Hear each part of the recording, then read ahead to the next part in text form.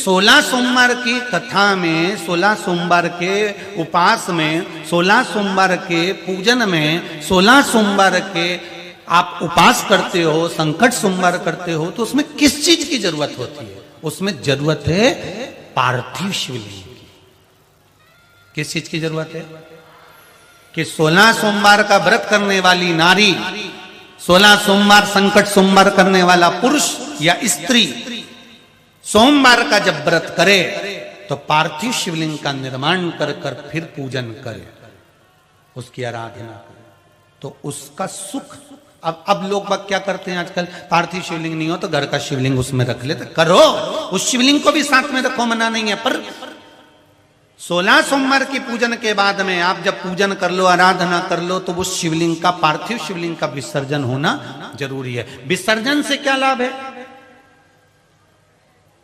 क्यों हिंदू धर्म में कहा जाता है कि देव विसर्जन? यहां तक आप लोग जब पूजन करें हैं, मंडल वगैरह बनाए हैं, जो मंडल हमारे पंडित लोग बनाए हैं, ब्राह्मण लोगों ने बनाया है, जब ब्राह्मण लोग 7 दिन का पूजन हो जाता है, वास्तु पूजन पूरा हो जाता है, देवी जी का अनुष्ठान पूरा हो जाता है, या महामृत्युंजय अनुष्ठान पूरा हो जाता है, जो पूजन आप करा रहे हो वो पूजन जब पूरी हो जाती है, तो विद्वान ब्राह्मण क्या करते हैं? जब पूजन 3 दिन की, 5 दिन की, 4 दिन की, 7 दिन की, 9 दिन की जब पूरी हो जाती है, तो जजमान को बिठाकर, उसको खड़ा कर कर बिठाकर, उसके हाथ में चावल देकर देवताओं का भी विसर्जन करते हैं।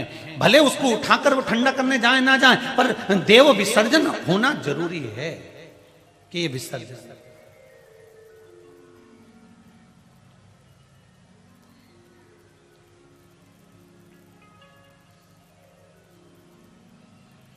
यहां तक कि छोटा सा सुंदरकांड का पाठ भी कराओ तो वहां पर भजन गाने वाले भी विसर्जन कर देते हैं।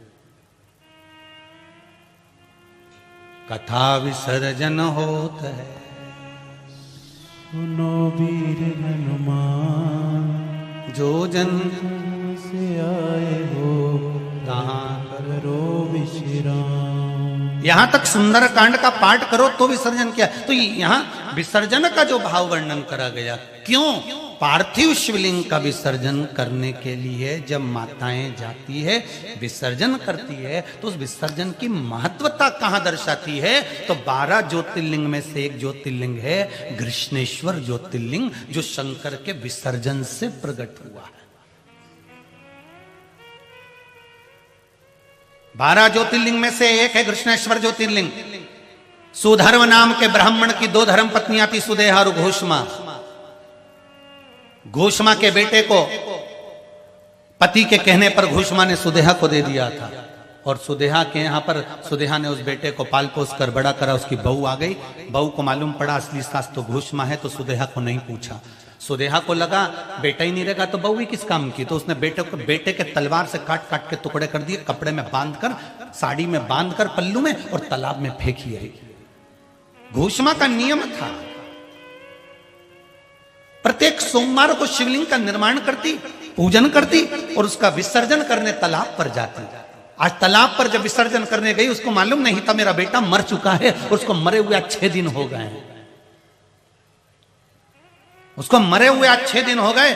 घोषमा उस बेटे को, उस शिवलिंग को लेकर जा रही थी विसर्जन करने के लिए, और शिवलिंग का विसर्जन करने के लिए जब जाती है, विसर्जन करते समय तालाब में जैसे ही हाथ को पानी के अंदर लिया और भगवान से निवेदन करा, भोलेनाथ बहुत दिन हो गए मेरे बेटे को नहीं देखा। उसकी माँ कहती है कि वो बाहर गया है, पर मुझे नहीं लगता बाहर गया, वो दिख नहीं रहा, कहीं माँ ने उसको बंद कर कर तो नहीं रखा है? भोलेनाथ मेरा बेटा नहीं दिखा। और घोषमा ने शंकर के पार्थिव शिवलिंग का जैसे विसर्जन करा, शिवलिंग तो जल में गया था, और तैरते हुए उसका बेटा 6 दिन पुराना बाहर निकलकर खड़ा हो गया। वो भगवान शंकर का एक नाम हो गया घृष्णेश्वर महादेव। भगवान शिव का एक नाम हो गया घृष्णेश्वर महादेव। 12 ज्योतिर्लिंग में से एक ज्योतिर्लिंग है घृष्णेश्वर महादेव, जो विसर्जन से प्रकट हुए हैं।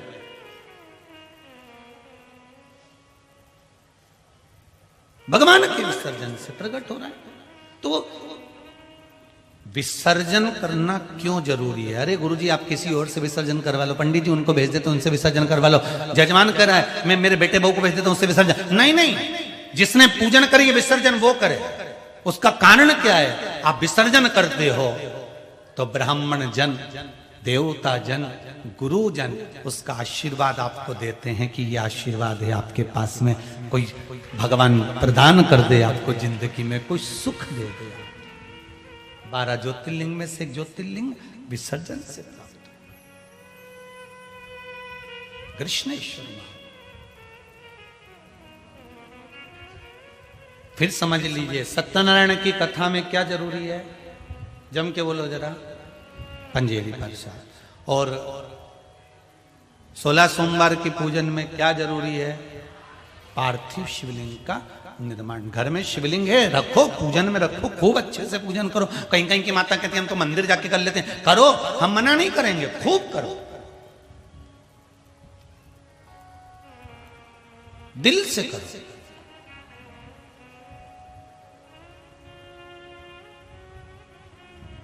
पर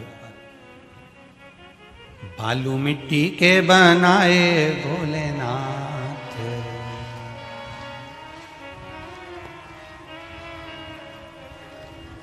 चढ़ाऊं लोटा जल भर के। शिवलिंग का निर्माण करिए, उसकी पूजन करिए, उसका सुख ही दूसरा है, सुख दूसरा है।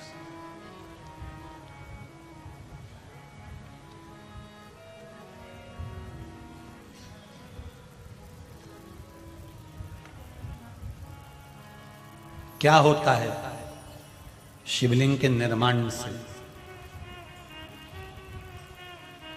क्यों लिख दिया लिंग पुराण के अंतर्गत, नर्मदा पुराण के अंतर्गत, स्कंद पुराण में, शिव पुराण में, देवी भागवत में क्यों लिखा कि शिवलिंग का निर्माण करिए? कारण, जब व्यक्ति किसी चीज का निर्माण करता है तो पूरा दिल और दिमाग लगाता है। लगाएगा कि नहीं लगाएगा? दिल भी वहां लगाएगा, दिमाग भी वहां लगाएगा।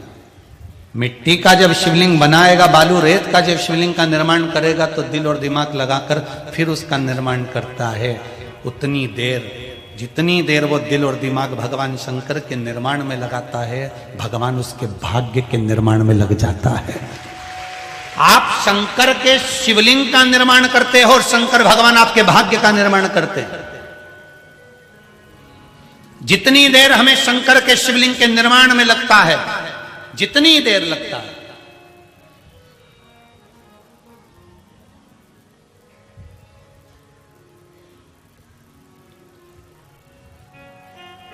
जितना समय हमें शंकर भगवान के शिवलिंग के निर्माण में लगता है, उतनी देर भगवान शंकर भी होता है। किसी किसी का शिवलिंग जल्दी बन जाता है, किसी किसी का शिवलिंग देर से बनता है, किसी किसी का शिवलिंग बनाने में उसको टाइम लग जाता है, किसी किसी की मिट्टी गीली हो जाती है तो उसको सुखाने में टाइम लग जाता है, किसी किसी ने नंदी बनाया तो वो फैल गया, किसी ने शिवलिंग बनाया तो वो नीचे हो गया, तो वो किसी किसी को टाइम लग। तो समझो कि उसने शिवलिंग बनाया तो उसका तुरंत बन गया, तुम्हारे शिवलिंग में टाइम क्यों लग रहा है? तो जरूर समझ जाना कि भगवान मेरे को गढ़ने में थोड़ा समय लग रहा है, मतलब मेरे भी भाग्य को भगवान को लिखने में थोड़ा समय लग रहा है, इसलिए मेरा शिवलिंग बनाने में मुझे थोड़ा सा समय लग रहा है, मुझे थोड़ा समय बने।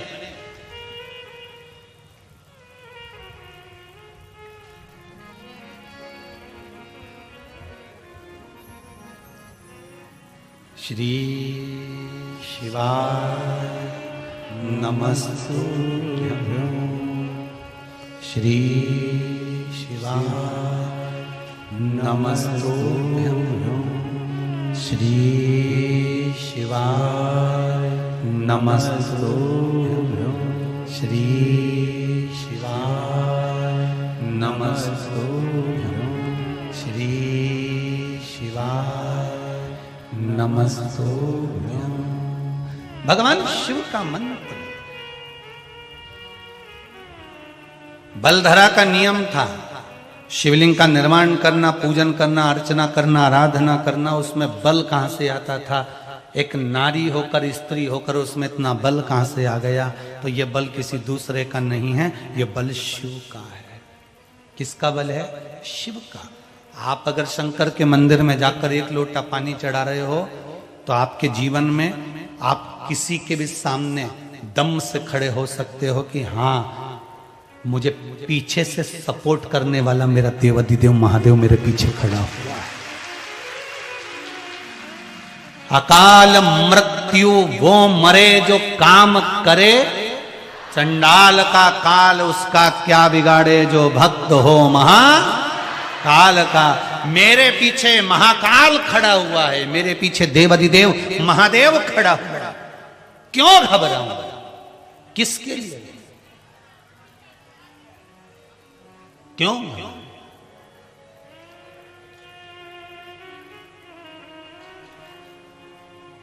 जब देवाधिदेव महादेव मेरे सामने है, मेरे सामने नीन लड़े त्रिपुरारी से मैं उनकी हो गई, नीन लड़े त्रिपुरारी से मैं उनकी हो गई, मेरे नैनन बरसे नीर सखी में काशी जाऊंगी, मेरे मन में नहीं है धीर सखी मैं काशी जाऊंगी, काशी जाऊंगी सखी उज्जैनी जाऊंगी, काशी जाऊंगी सखी उज्जैनी जाऊंगी, मुझे उठे बिरह की पीर सखी में काशी जाऊंगी, मुझे उठे बिरह की पीर सखी में काशी जाऊंगी, छोड़ दिया मैंने खाना पीना तेरी याद में,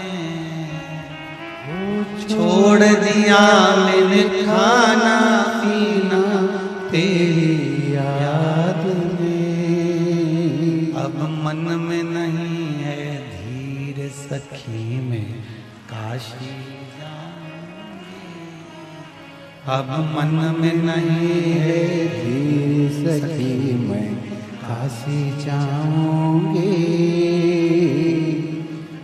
बस ये चित्त वृत्ति शिव तक चली जाए। बल कौन देता है? कोई तुमसे कहे क्यों री इतना इतरार दिए, तेरे को इतनी इतराने का बल किसने दिया? एक बहुत सुंदर चरित्र है गीता प्रेस गोरखपुर की।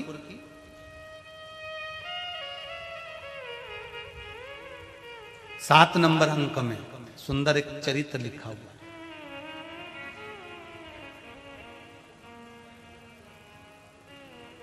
क्या चरित्र है कि एक राजा के यहां एक मुनिम काम करता था, उसको तकलीफ आ गई, उसको कुछ कष्ट आ गया, और उसको कष्ट आया तो उसने राजा को लिख कर दिया, महाराज मेरे को ये कष्ट है और मुझे इस चीज की जरूरत है।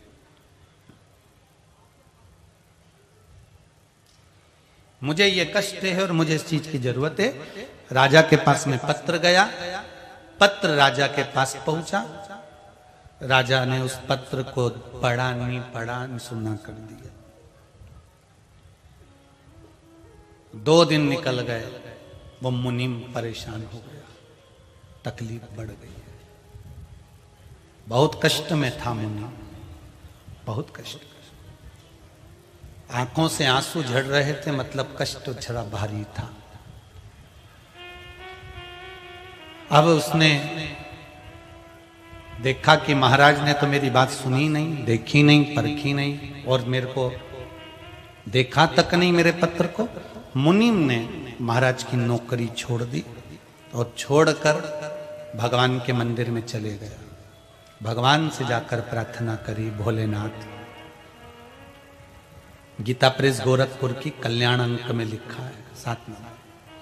भोलेनाथ शंभू ने से जाकर भगवान शंकर से कहा मुझे ये कष्ट है, मेरे यहां ये तकलीफ है। भोलेनाथ जी ने उसके कष्ट को मिटा दिया। अब वो कहीं की नौकरी नहीं करता, अब वो शिव के मंदिर जाता, झाड़ू पोछा करता, श्रृंगार करता, शंकर जी के ऊपर बेलपत्र चढ़ाता और आराम से जहां मिल जाए मौका में पांव पसार के पड़ा रहता और मंत्र भगवान का जपता रहता। एक दिन वही राजा निकल कर जा रहा था।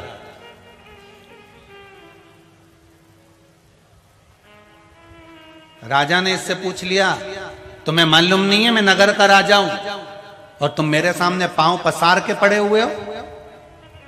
तुम्हें यह पांव पसारना किसने सिखाया? मुनीम बोला, शंकर जी ने सिखाया।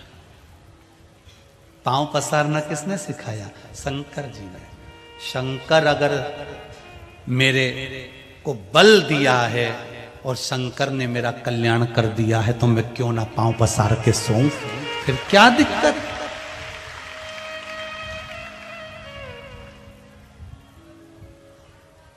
एक रोटी अगर कोई देता है, एक सामान कोई देता है तो जरा अकड़ कर देता है। अभी की ले लो, एक पानी का पाउच दिया होगा तो कितनी अकड़ से दिया, ले जैसे एहसान कर रहा। समझना जरा, कथा यहीं की यहीं छोड़ के जाऊंगा। एक पानी की बोतल दे तो कितनी अकड़ से दे, एक पानी का पाउच दे तो ऐसी अकड़ से कि हम दे रहे हैं, हमारा दिया खा रहे हो, हमारा दिया पी रहे हो, और वो दिन रात दे रहा है तो कभी अकड़ता ही नहीं है कि लिए जा, कितना चाहिए तेरे को, कितना दिया उसने, कभी अकड़ ही नहीं करी साहब कि मैंने तुझको पानी दिया रहने के लिए। अरे हॉस्पिटल में जरा सी ऑक्सीजन कम पड़ गई तो ऑक्सीजन की मशीन की जरूरत पड़ गई और उसके यहाँ का ऑक्सीजन एक आध दिन उसने हाथ खींच लिया तो मान लो उसने कह दिया हम भी कोरोना में ही देंगे, नहीं देना जा, क्या करेगा? और ऑक्सीजन की मशीन उसने खींच ली। उसने कौन सी अकड़ रखी? कोई अकड़, कोई अकड़।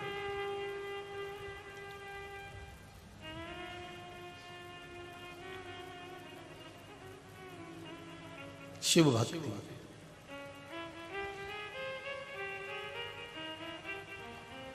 शंकर के अनुमोदन में, शंकर जो देता है तो कहा पांव पसारना तुम्हें सीखा कहां? तो कि मेरे शंकर ने सिखाया है, क्योंकि जो दे कर रहा है सारा कल्याण वो उसने पांव पसारना सिखा दिया। उसने अगर मुनीम को पांव पसारना सिखाया है तो ये मेरा विश्वास कहता है कि जब से आपके शिव महापुराण की कथा मेरे भारत की भूमि के लोग, देश विदेश में बैठे हुए लोग टीवी चैनल के माध्यम से, फेसबुक यूट्यूब के माध्यम से, अपने घर में रहकर जब से आप शंकर की कथा सुन रहे हो तब से मैंने आपके चेहरे पर यह तो देखा है कि आप भी पांव पसार कर सो रहे हो। टेंशन शिव को दे रहा है। थोड़ी सी बीमारी आई, थोड़ा सा रोग आया, थोड़ी सी तकलीफ आई, गुरु जी ने बताया, शिव महापुराण में बताया, जल्दी से उपाय कर, जल्दी कर। थोड़ी सी बीमारी आई, थोड़ी ये पत्रों में कितना कितना सुंदर सुंदर लिख दिया। देखो आप क्या सुंदर सुंदर बात लिखी।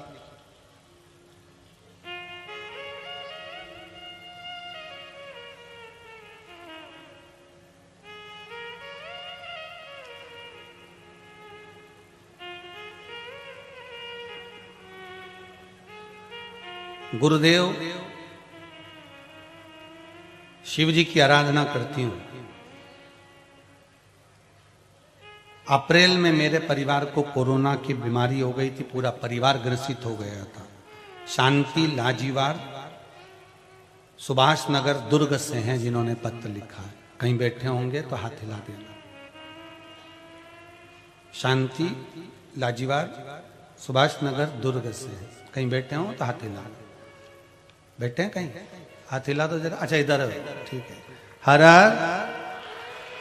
बाउंड्री से बाहर हो आप, दिख रहे हैं तो बाउंड्री बनी हुई, पर बाबा की बड़ी कृपा है। एक बार दोनों हाथ उठाकर कह दीजिए हर हर। पत्र में लिखा है आपने लांजीवार जी, अप्रैल महीने में पूरे परिवार को कोरोना हो गया था, हर तरह से हताश हो गए थे, कोई साथ देने को तैयार नहीं था। अंतिम बिंदु एक ही रह गया था। शिव महापुराण की कथा मेरे परिवार वालों ने सुन रखी थी, और जब सब जगह लोग मर रहे थे तब केवल श्री शिवाय नमस्तुभ्यम जपते जपते पूरा परिवार वापस घर आ गया था हॉस्पिटल से। पूरा परिवार हॉस्पिटल से घर आ गया था। बैठिए लंगड़े जी, हर हर महादेव। पूरा परिवार हॉस्पिटल में था, लोग मर रहे थे, प्राण छूट रहे थे कोरोना महामारी में। कोई तकलीफ किसी को, कोई दिक्कत किसी को, पर शिव हमारे साथ था। श्री शिवाय नमस्तुभ्यम मंत्र हमारे साथ था। उस मंत्र का स्मरण और शंकर की सेवा हमारे साथ थी। बैठिए बैठिए, हर हर शिव हमारे साथ। पांव पसार कर लोग सो रहे थे। फिर कहूंगा मैं तो कि ये पांव पसारना कहां से सीखा? तो आप कह सकते हो शिव महापुराण से सीखा। विश्वास जागा है इस दिल में, विश्वास जागा है शिव के प्रति, शंकर के प्रति मेरा भरोसा जागा है कि मेरे आगे और पीछे शिव है।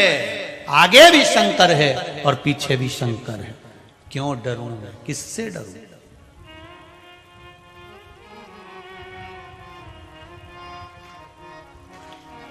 क्यों डरेंगे?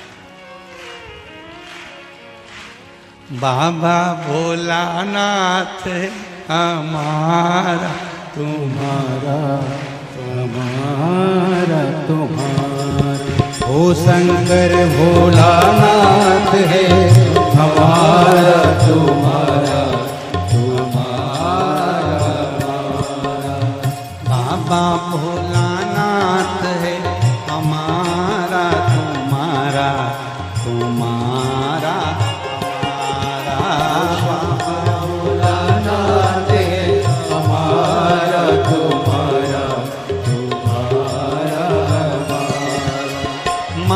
काल की इस नगरी में पाऊं जन्म दोबारा। महाकाल के इस नगरी में पाओ जन्म दोबारा। ओ महाकाल की इस नगरी में पाऊं जन्म दोबारा। महाकाल की इस नगरी में पाओ जन्म दोबारा। ओ बाबा भोलानाथ है हमारा तुम्हारा तुम्हारा हमारा। बाबा भोलानाथ है हमारा तुम्हारा तुम्हारा हमारा।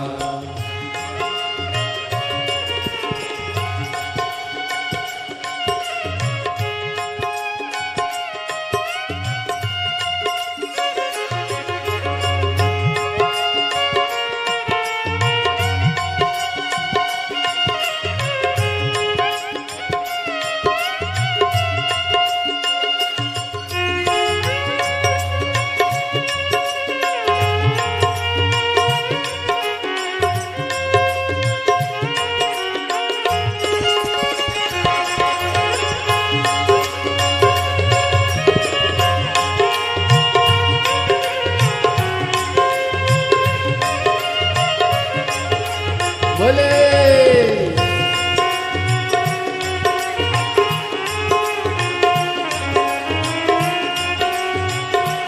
हे भोले।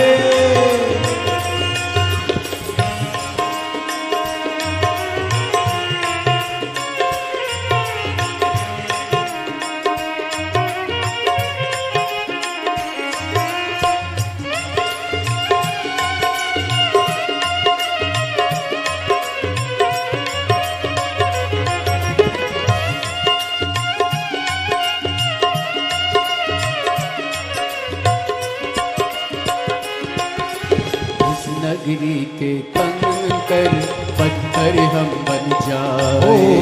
इस नगरी के कंकर पत्थर हम बन जाए। ओ भक्त हमारे ऊपर चढ़कर मंदिर जाए। भक्त हमारे ऊपर चढ़कर मंदिर जाए। ओ भक्त जनों के पाँव पड़े तो हो उद्धार हमारा।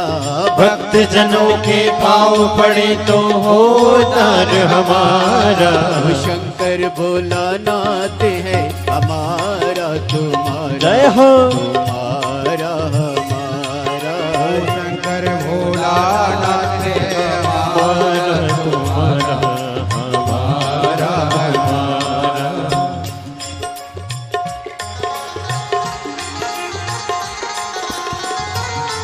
शंकर भगवान की जय।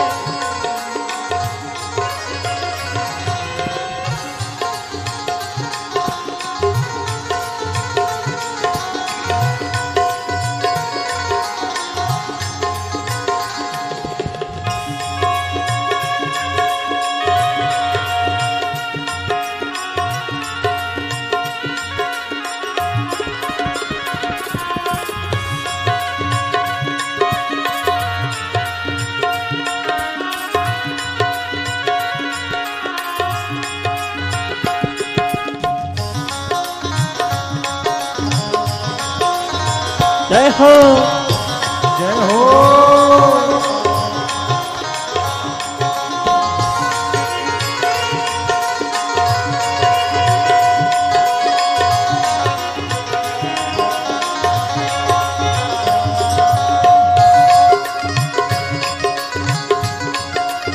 हर हर भोले।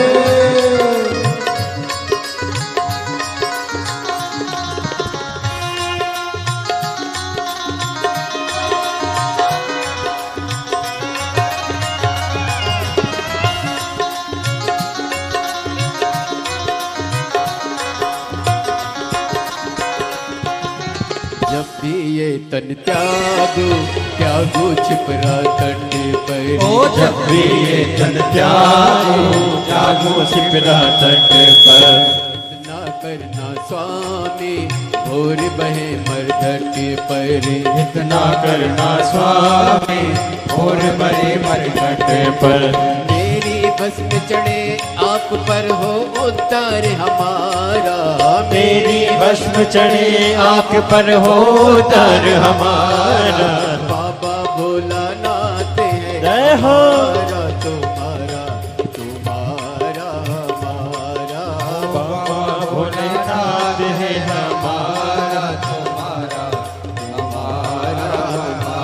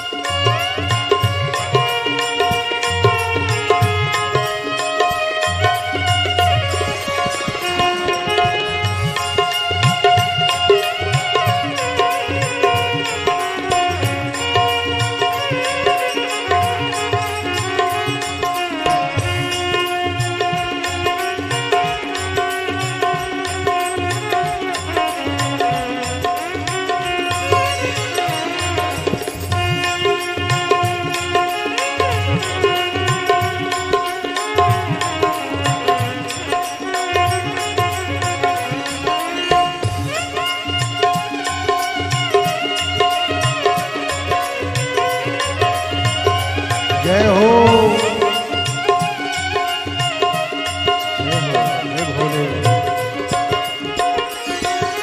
जय भोला भंडारी गौरा के त्रिपुरारी।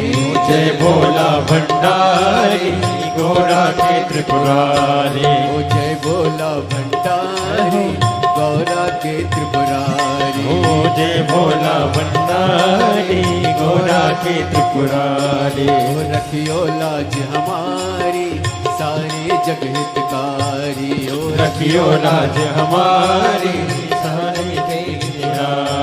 ओ मन की इच्छा पूर्ण हो तो हो कल्याण हमारा। मन की इच्छा हो पूर्ण तो हो कल्याण हमारा। ओ बाबा भोलानाथ है जय हो हमारा तुम्हारा। तुम्हारा हमारा। बाबा भोलानाथ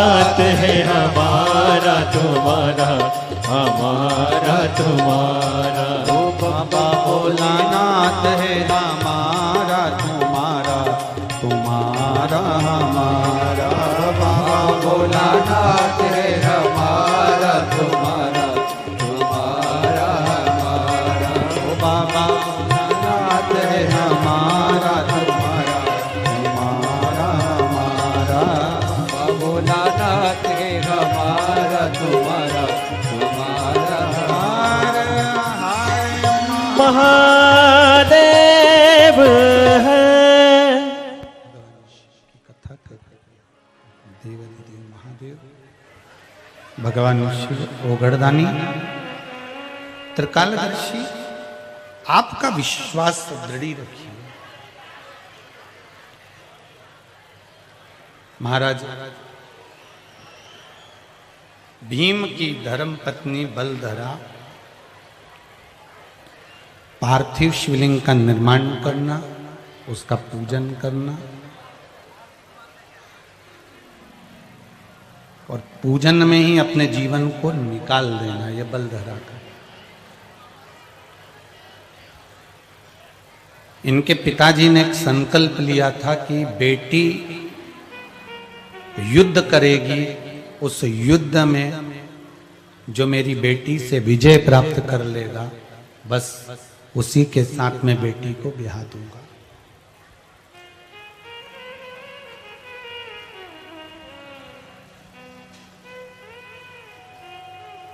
मेरी बेटी के साथ में उसका विवाह कर दूंगा जो इस युद्ध में मेरी बेटी को जीत ले। जब भी जन्म मिलेगा सेवा करेंगे, कहते तुमसे बाबा शरण रहेंगे।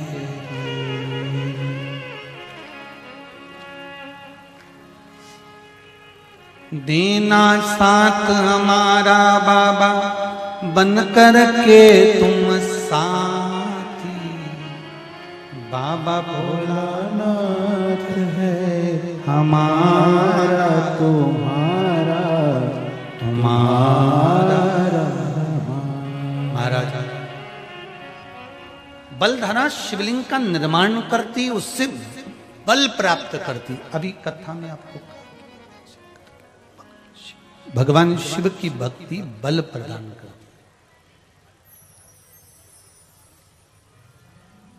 कोई आपसे पूछे कि राधे राधे, कोई आपसे पूछे कि शिव मंदिर में जाने से क्या मिल रहा है, तो आप कह सकते हो कि बल मिल रहा है। शंकर जी के मंदिर में जाने से क्या मिल रहा है? बल। शिव कथा श्रवण करने से क्या मिल रहा है? तो कहा एनर्जी मिलती है, बल प्राप्त होता है। शंकर के कथा सुनने से क्या मिल रहा है? बल मिल रहा है।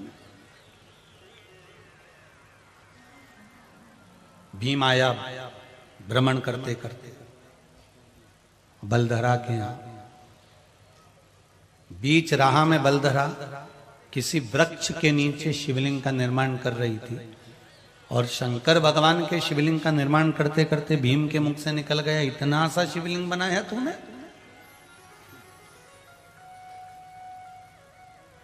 इतने छोटे से शिवलिंग का निर्माण करा। अगर मैं शिवलिंग का निर्माण करता, अगर मान लो मैं शिवलिंग बनाता, तो मेरे बल के अनुसार मैं बड़ा तो बनाता।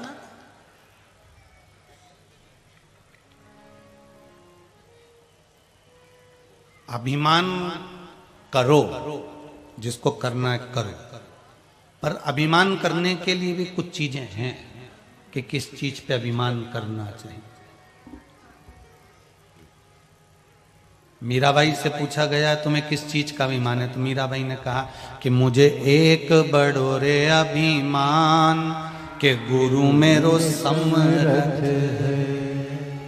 मुझे एक बड़ा अभिमान है कि मेरा गुरु समर्थी है,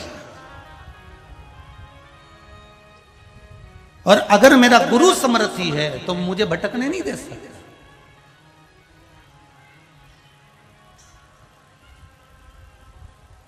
अभिमान करने के लिए भी कोई जगह होती है। अभिमान किस जगह पे करना? बच्चों की खूब पढ़ाई पर, या आपकी सुंदरता पर, या धन पर, या वैभव पर, या सत्ता पर अभिमान नहीं। अभिमान करना तो अपने परमात्मा पर करना, अपने शंकर पर करना, अपने राम पर करना, अपने कृष्ण पर करना, अपने धर्म पर करना।